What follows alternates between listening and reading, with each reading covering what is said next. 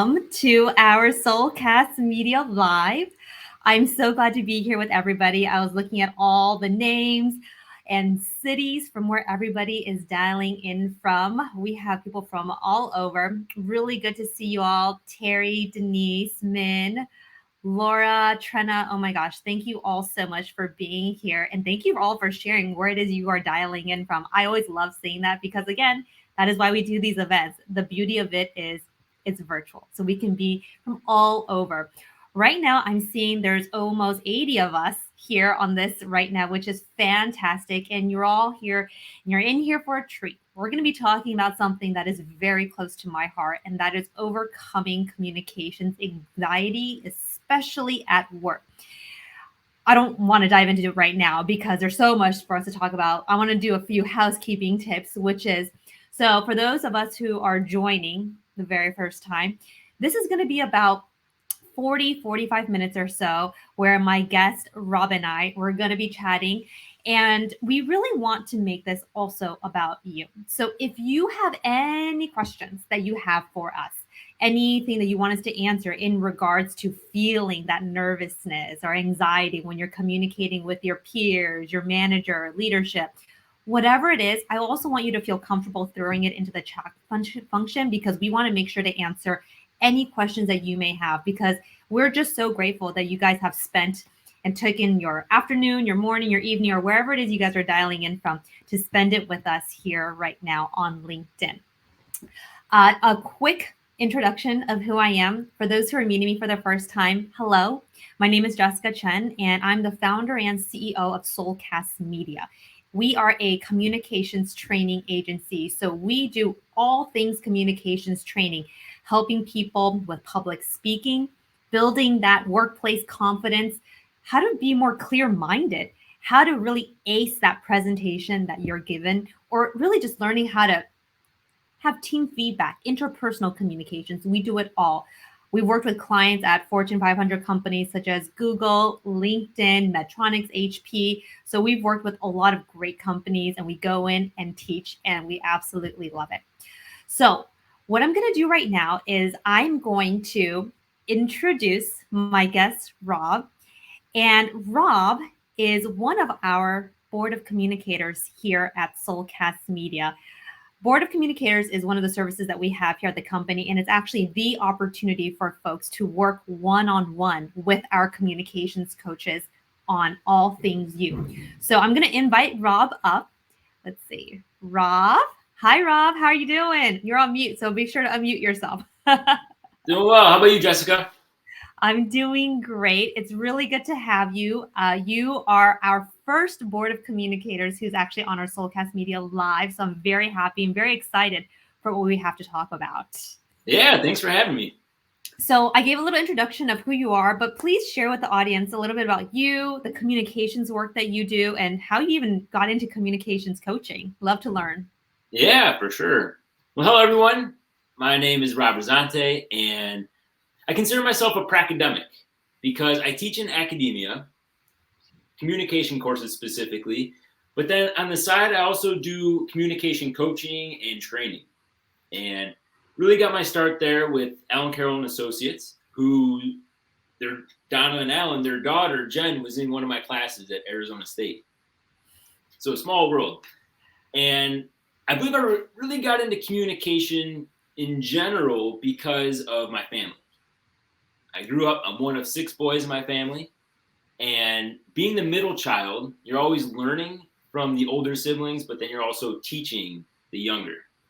And as a middle child, you're also the mediator, you're the facilitator of conversation. So it's kind of ingrained in who I am, but it's also translated into the work that I've done in academia and coaching and consulting in general.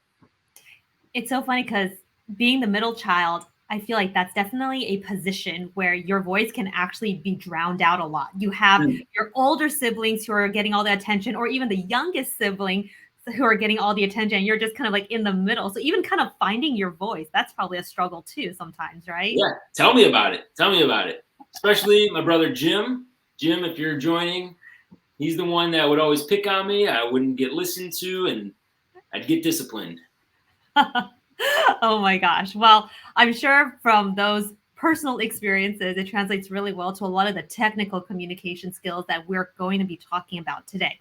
So, for those who are just joining for the very first time, who just logged on, I want to do a really quick welcome. We're here talking about how to overcome workplace anxiety, communicating at work. So, let's just dive into this. So, Rob, communications anxiety was actually something that I used to struggle with too.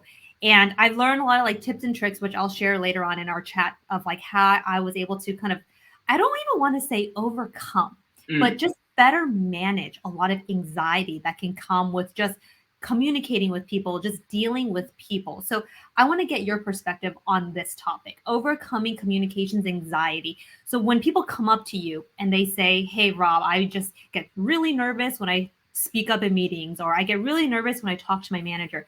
When people come up and say, how can they deal with that? What advice do you give them? Yeah. Yeah. Your comment of never really quite getting there really strikes home. And when people express anxiety in communicating, the first thing I do is just congratulate them and say, congratulations, because you're alive, you're living, and this is all part of what living is like. And I believe that's important though, because if we have that recognition that, yep, I'm a human being who struggles with communication anxiety from time to time, other people experience that too. What that does is it brings down the barriers and it says, all right, they're like me, I'm like them. There's that common connection that we can use to, in a way, take all these concerns and put them off to the side. But I believe one of the first things I tell people is, in addition to being a human being, all right, what can we do? What are some things we can do to really reduce our anxiety? And I believe the first thing to do is just recognize it. Yep. Recognize what are those cues that cause us to maybe rip at our nails, or maybe our heart starts to beat fast. So recognize that cue, and then recognize our response. So the cue, public speaking or speaking with other people, is the cue, but the response is the ripping of the nails, it's the heart beating, it's the mouth getting dry. And in developing any skill, it's important to practice and practice and practice. So unlearning ineffective habits like the ripping of the nails, the stuttering, the swaying, but then learning new skills. So anything. I'm learning how to swim right now, and I have some bad habits of swimming, of overturning too much and not breathing correctly. But that's the first place to start. Recognize where you are, and then make some adjustments along the way, because that's how we continually improve. I'm curious for the folks who are on this and listening right now. Whenever you all feel nervous, what are some habits that you notice yourself getting into?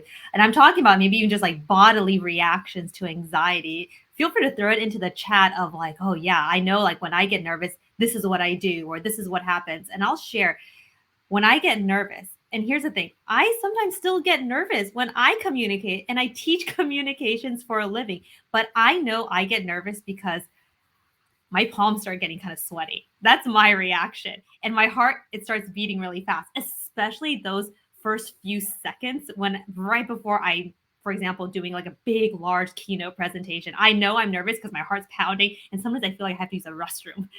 That's what I know. Like, oh my gosh, I'm definitely really nervous. So, what Rob and I are saying is feeling nervous is something that maybe we may not ever not feel. And like what Rob said, that's just part of being human.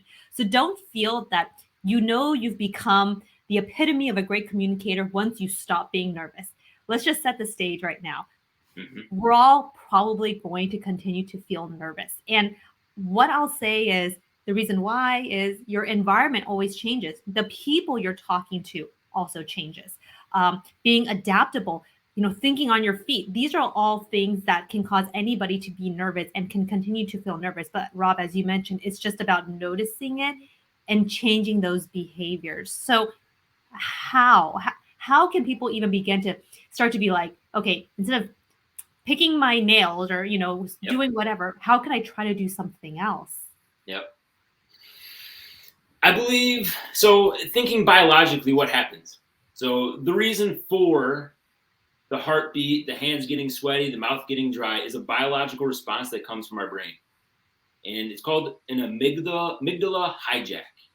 An amygdala hijack. And there's a part of the brain, it's a small pea-sized part of the brain called the amygdala, but it floods our body with adrenaline. So biologically, we're being flooded with adrenaline that gives us that fast heartbeat, that sweaty palms. And the way to combat that is, all right, how do we reduce that amygdala hijack? Well, things like breathing, things like mindfulness, things like really being present here as opposed to up here. So some things we can do is just a few deep breaths.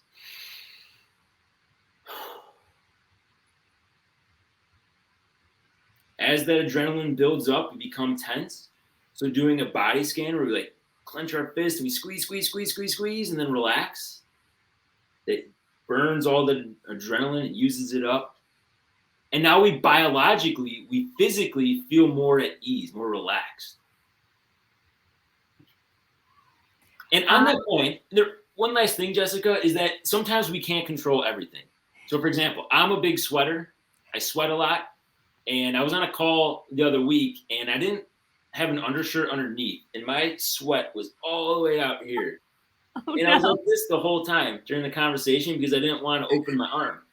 But that's something I can't really control. But what I can do is I can wear an undershirt. And if you're a big sweater like me, they make these undershirts that have like this extra padding. So it soaks up all the sweat so it doesn't come through. I love that. Like that too. I love that you also just shared that. So a few things. So, breathing is huge. And I really liked the way you just demonstrated that. Like you actually just did it. You were just like, and there was actually this silence. And that was probably just you just recollecting yourself. So for those who are watching and just watching us right now and listening, even just that simple exercise can completely just reconfigure a lot of those anxiousness that's just overcoming, right? One tip, and I'm actually just looking at all the comments that are coming in about like how people react. Garrett saying speaking too fast. Jody saying her voice cracks. Cynthia says her heart begins to throb. I mean, I think these are very natural human reactions. So first of all, don't feel like anything's wrong. I think this is just part of being human. One way that has worked really well for me anytime that I've felt anxious is I realize it's because I am focusing too much on being anxious and not so much on, wait, I'm giving a presentation. It's not about me. It's really about the audience. Like, let me just think about the audience instead of just thinking about me and how my hands and palms are sweaty. And I feel like that redirect has helped me shift a lot of that anxious energy and make that into energy that's going to be more about speaking louder, speaking with more confidence, right? Because anxiousness is also in some ways you can say it's energy, but it's just kind of energy within, right? But if you can kind of take that energy and redirect it from you to those who you're speaking with, whether it's just one person, 5 people, or 100, 500 people, redirecting it, I feel has helped for me propel me to actually even speak with more confidence. So I don't know if that's something that's resonates with you, Rob, or something that you've experienced yourself, but I'd love to hear your thoughts. No, I love that. I love it. It makes me think of jujitsu. And jujitsu, I don't do martial arts, but I used to play American football.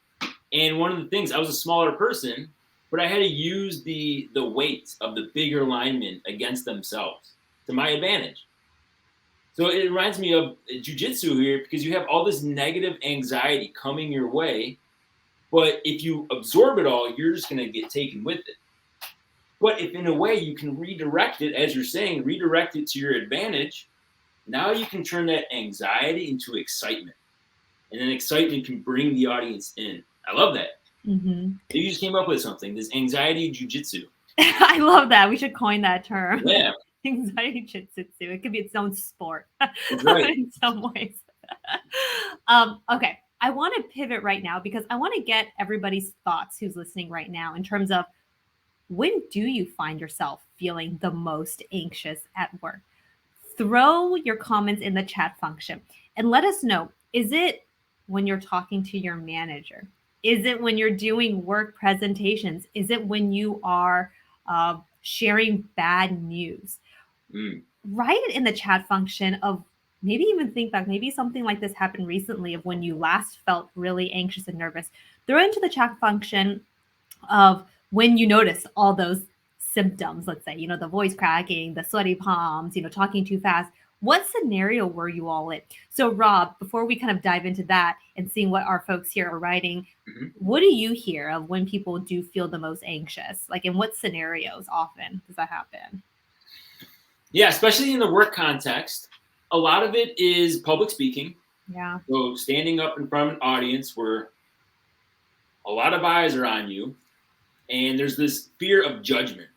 So people fear being judged by other people and fearful of saying the wrong thing. So public speaking, certainly. Also, when there's a power dynamic. So, for example, maybe power dynamic in terms of cultural difference or power dynamic in terms of organizational position. So, for example, if you're talking with the supervisor, you always want to make sure that you're doing what you need to do. But you're always perceiving that the supervisor is going to be judging you. So that's another situation that people tend to say causes anxiety. But the reality is these situations and these scenarios will probably always be a part of our working life, right? We're probably always going to be in situations where we'll have to give presentations from time to time. We might have to have those awkward conversations, let's just call it that, right? I'm looking at a lot of the comments that are coming in. A lot of people are saying presentations. Sierra saying having difficult conversations. Samantha, giving presentations of any kind. Presenting to a large group, speaking to senior managers with executives. Somebody wrote, asking out on a date. That's definitely something too. Of course. And I love reading these comments because I also hope this shows, and for everybody who's here right now, that we're not alone in feeling this way. This is definitely a very natural human reaction. So I'm curious, Rob, depending on the scenario, right? Because there's a lot of scenarios that we're seeing right now. Does your approach change? Should it change when it comes to dealing with anxiety? I believe there's a common foundation. No matter the context, there's a common foundation. And first, we need to be aware of these life scripts that we share with ourselves. These life scripts. And a life script is pretty much when we tell ourselves over and over and over again, like, I'm not good at dancing. I'm not good at singing. I'm not good at public speaking.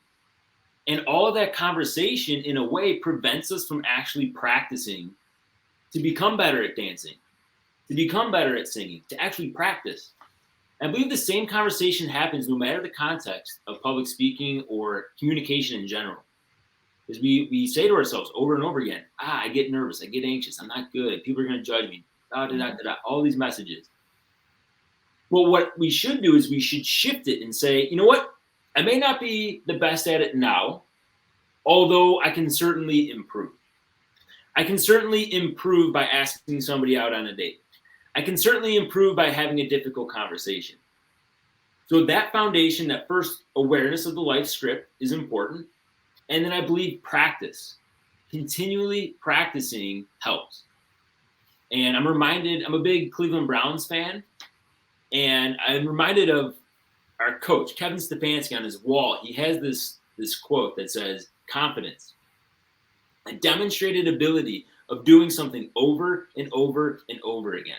So in sports, you build confidence by practice and do it over and over and over again. Swimming, whatever it might be. Same thing with public speaking or asking people out or having a difficult conversation.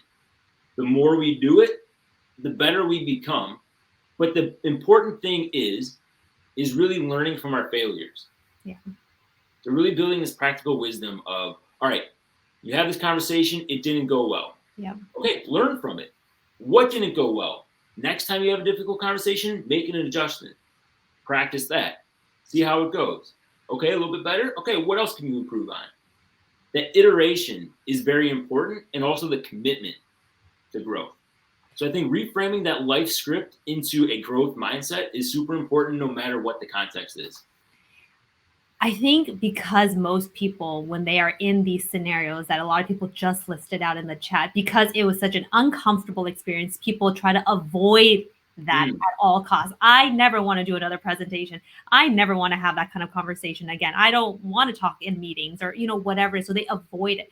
But I think what we're actually suggesting, and I completely agree, is actually leaning into that and actually continuously practicing. So I would actually always say, I know people hate public speaking, for example, but finding opportunities to do it in even maybe like low stakes scenarios where it's maybe like a smaller group is the perfect way for you to continuously practice. And I can personally vouch for this because trust me, I did not like public speaking. But fortunately for me, I ended up choosing a career that really was like, you got to be a better public speaker. I used to be a former journalist. So yeah, I had to learn and it just gets so much easier. So yeah, when it comes to practice, repetition, like you said, Rob, I completely agree. The more you do it, the more easy it gets. And a lot of the mental barriers that we were talking about, it actually reminds me, I teach a lot about breaking mental barriers in a lot of the communications courses we have at Soulcast Media. And I feel like that's always step one. Step mm, one is really identifying what your mental barriers are. Everybody has unique mental barriers because why you may feel anxious speaking can be unique to you and it's different for somebody else. So in my courses, I always talk about how you can find your mental barriers in order to pivot and then try to reshape your thinking. And then from there, then that's when we can start talking about the technical communication techniques, right? Because Rob and I, you and I can just talk about, okay, do this in communications, do that in communications. But if you're still feeling nervous, if you're still feeling like you can't put yourself out there, then all these techniques you're learning, it won't really matter, right? So yeah, I completely agree. Repetition is key. Um, okay, so I know you do a lot of one-on-ones as well. That's part of like the communications coaching that you do, which by the way, people can book a time with Rob at Soulcast Media because he is a communications coach here with Soulcast Media. He would be great because I will say there's nothing more powerful than actually working with somebody one-on-one with in regards to your communications. But anyways, go to our website to find that. You can book a time with Rob there. But Rob, when you do work with people one-on-one, I'm curious to see, do you have some sort of like framework or technique of when you do work with people personally versus like bigger types of training? yeah, I believe it's a lot of starting where the person is. Yeah. So really listening, starting with what are the concerns this person has. So maybe it's just standing up and being comfortable in front of an audience. Okay, well, stand up, practice standing there. Notice your arms. If your arms start to come up, just notice those. Become aware of it, relax. Move over here, take a seat, relax. So a lot of it is just starting with where the person identifies, like, here's where I need some help. Okay, great, let's work on that. But then a lot of it is going back to what I mentioned earlier of the deep breathing, the body scan, the squeezing, a lot of different practices to experience more ease. And as you mentioned before, once we have that foundation set, now we can start talking about more of the technical things, like how do we talk via virtual communication on a computer, via Zoom or whatever the platform might be. Okay, let's talk about setting up your space, getting lighting set up. Let's talk about that. Let's talk about storytelling, because storytelling is super important. So how do you bring an audience in to your presentation through stories? Data, how do you collect data? Real quick, I asked a whole bunch of people, former students and whatnot, what their biggest anxieties were with speaking. And look at all this. About 40 some people generated like 90 different anxieties. But the one-on-one setting is super important because it does offer you opportunity to practice. And we already mentioned that practice helps make more consistent patterns. So that practice is super important, but really starting with where is it that the person needs help and developing a plan together to achieve that goal of becoming more efficient and clear in communicating. I do love one-on-ones because same thing. I'll have them, actually verbally practice whatever it is that they want to practice. And they're always like surprised at how many strange bodily things they even do or not do, right? Like they're like, wow, I didn't realize I like play with my fingers a lot, or I like, touch my hair a lot, or, I shrug my shoulders. I mean, people do very funny things. But the thing is, like, unless somebody's watching you and, ready to give you that constructive feedback, you may not even know that you're doing these things. So it's, and when we're talking about communications is part of expressing yourself. And, if you can't express yourself in the way that you want to be perceived, I mean, that's a problem too, right? So I think having that awareness and somebody to let you know what that is quite important. I want to do a quick reset right now because we're about, oh my God, we've been chatting for over 20 minutes now, Rob. It's just flying. And I love the interaction that we're getting from everybody who's watching. We have over 125 of you who've dialed in. So thank you so much for being here. By the way, if anybody has any specific questions for Rob and I, throw it into the chat function because we'd love to take any of your questions. One thing that has been coming up that I've been noticing in this chat is this idea of speaking to somebody who is your manager, who's in leadership. I feel like that's a very, probably as high up as public speaking in terms of speaking with people, having anxiety when you speak with people. So tell me what you think, Rob, when it comes to trying to overcome that anxiety when you're speaking to somebody who's your superior. Yeah, I think there's two ways we can approach this. First is, all right, as we are speaking with the supervisor, what can we do? But then also, if we're in a supervisor position, what can we do to support our supervisee? So I think it's important to talk about both of those. Yes. And first, as a supervisee, it's important to be able to set boundaries. And that's another common concern I hear from people I work with. How do I set a boundary? What does it look like to set a boundary? And I'd like to share, I wrote down 3 different skills or 3 different things you could do to help set boundaries. So first is just start off with a small boundary. So for example, Jessica, if you're my manager, I say, you know what, Jessica? Family time is very important to me. At 6 p.m., I won't be checking email. Very small boundary. 6 p.m., stepping away from email, no more email for the day. So really being clear, small boundary there, setting email, putting it off to the side, starting small. A second thing is to be consistent. So Jessica, if I tell you I'm not going to check email after 6 p.m. and beyond, it doesn't help me to check email at 7 o'clock one day, because now you might be like, all right, that boundary's starting to bend a little bit. Now I can start to get Rob to do a little bit more work. And then finally, create a framework. So I'm thinking of like a mantra that we could tell ourselves over and over and over again. And this mantra could be something like family first, family first, family first, family first. So if you're being asked to do something and you have anxiety of saying no or saying not right now, family first, family first, family first. That might help you to say, you know what, Jessica, I can't do the work right now. I have family matters to attend to, but I can certainly do that in the morning.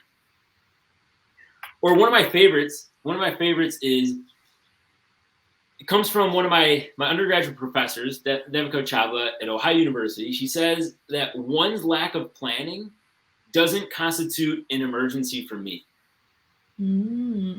So one's lack of planning, if someone doesn't plan, if your supervisor doesn't plan, and now they want to put all that burden onto you, it's important for us, anxiety jujitsu here, not to take that energy and absorb it, but in a way redirect it and say, you know what? Thanks for putting that on me. Family first at 6 p.m. I can start working on it in the morning, but not right now. Your lack of planning doesn't constitute an emergency for me. I love that. I mean, this can be perfectly summed up as it's a very important skill to learn how to manage up. This is what we're talking about here, managing up. We often talk about managers are managing us, but we can also manage our managers' expectations. And that's actually very important for career success. I've talked about it in our previous Soulcast Media lives, but it's how people can also respect you. Because if you're constantly the yes person, because you feel like you just have to say yes, people are going to start taking advantage of that. And that's just because they feel like you're always available, when in fact, you've got a lot of things to do too, right? So one of the things that I really liked in your 3-part framework as well is that when you said family time, right? You're letting your boss know, for example, that I'm not checking emails past 6. But instead of just saying that, you're also saying why. It's because I'm spending time with my family. And I'm pretty sure, hopefully, knock on wood, any good boss understands that. And as long as you're delivering, performing, you're hitting your metrics or whatever it is, I'm sure that they hopefully can be understanding of that, right? But I think explaining the why is quite important. And it doesn't have to be this long dialogue, long conversation. As long as your manager is reasonable, I feel like they would understand for sure. Yeah, do you have anything to add? Yeah, I believe that the word hopefully is also something that's important, because hopefully that would be the case. And it makes me just think back to people leaving jobs. It's not so much the job people leave, but managers.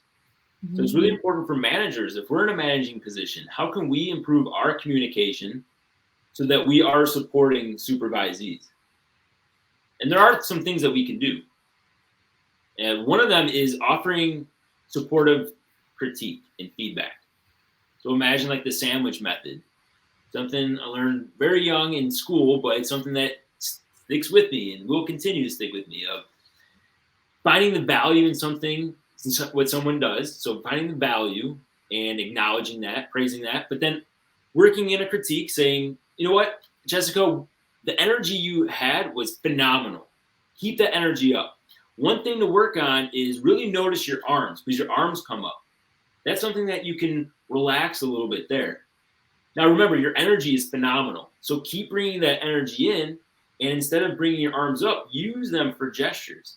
Like that sandwich method of the what are they doing well, the critique, and then what are they doing well can springboard into improving. And as a supervisee, if you go into a meeting with a supervisor and you're used to just getting berated over and over and over again for things you do wrong, that's just going to increase our anxiety. So if we're in managing positions, think about how you can use that sandwich method in offering feedback. So really quickly, sandwich method.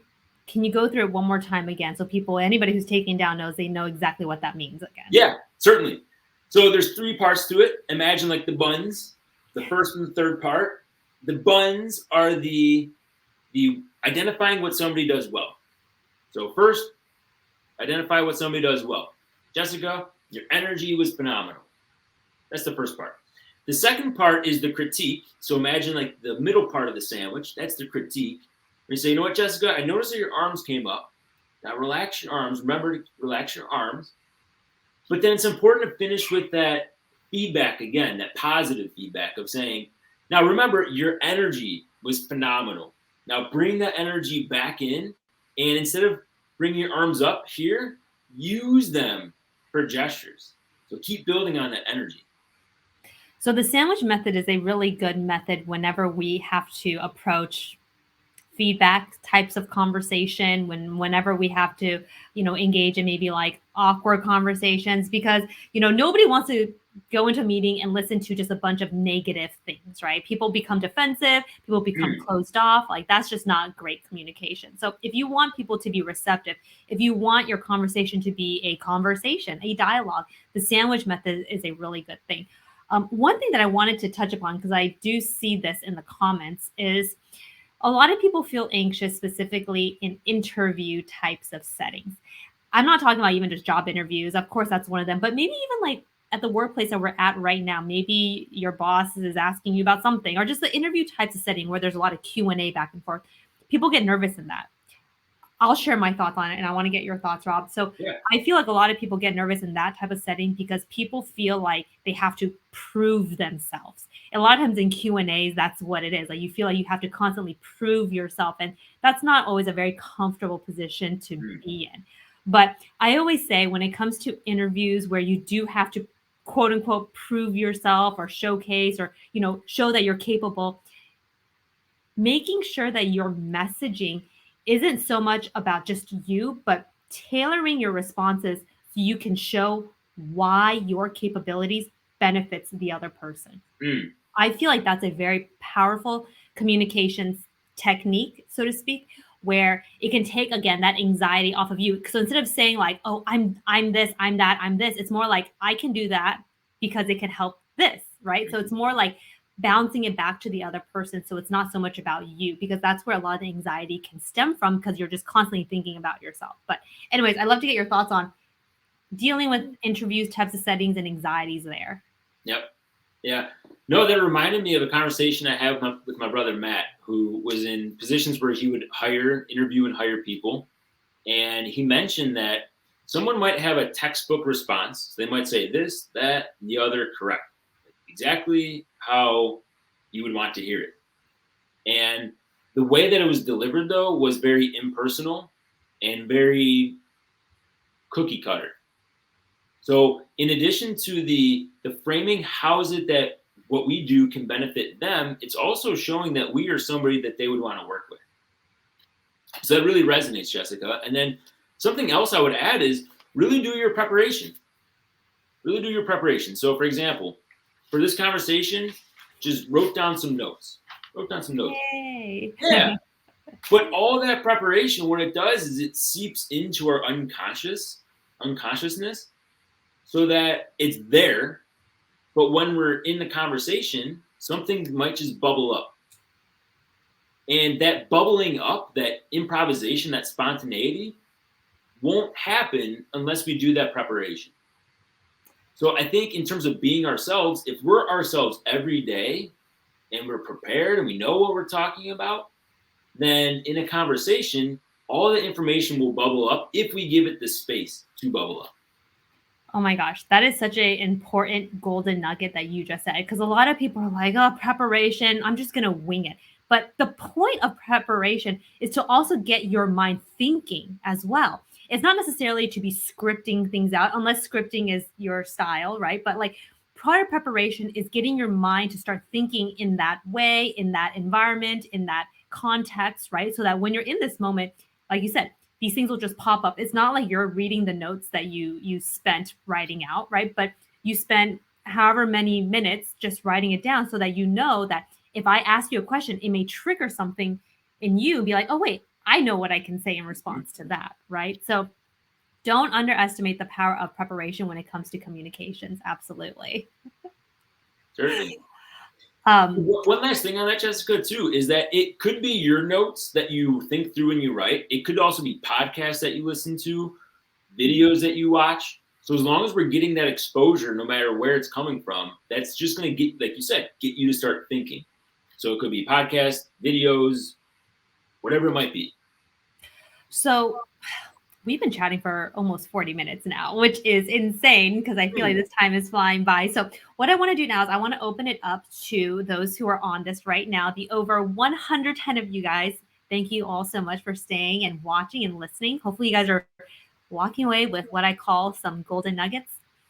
Please throw in any questions that you may have regarding your workplace, difficult conversations that you may be anticipating, a presentation. If you have anything specific, throw it into the chat function because we want to make sure to answer any questions that you may have because we're just so grateful that you guys are all here. But Rob, as we sort of start wrapping up here, do you have any tips in terms of if you really want people to walk away from today's talk of overcoming communications anxiety at work? What are some things? And I know we shared so much already, but any other things that you can share with our audience today? Yeah, I think so. I guess to summarize and offer some summative steps, I wrote this 4-step process. This 4-step process that we can do.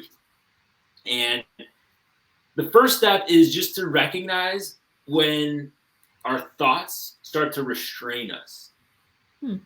Or our thoughts begin to fog us up. So like imagine, going back to those life scripts. So imagine you say, I'm not good at interviews. I'm not good at this. First step is to recognize that. The second step is to recognize that thought and then just let it go. So don't dwell on it. Very important. Yep, it reminds me of a quote. I'd like to read the quote here. It's from Shunryu Suzuki, and Suzuki says, leave your front door and your back door open. Allow thoughts to come and go. Just don't serve them tea. Because when we serve them tea is when we start to really mull over them and ruminate over them, and it prevents us from taking the step to improve. So the first step is recognize those thoughts. Second step is to let that thought go. The third step is to take a small step of improvement. So I work with a lot of people in Gen Z, and a common fear of Gen Zers is talking to people on a phone.